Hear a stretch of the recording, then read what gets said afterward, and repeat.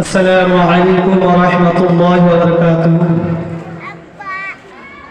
আল্লাহ তুমি অপরূপ, না জানি কত সুন্দর, তোমায় আমি সপেছি প্রাণ, সপেছি এই অন্তর। আল্লাহ তুমি অপরূপ, না জানি কত সুন্দর, তোমায় আমি সপেছি প্রাণ, সপেছি এই অন্তর।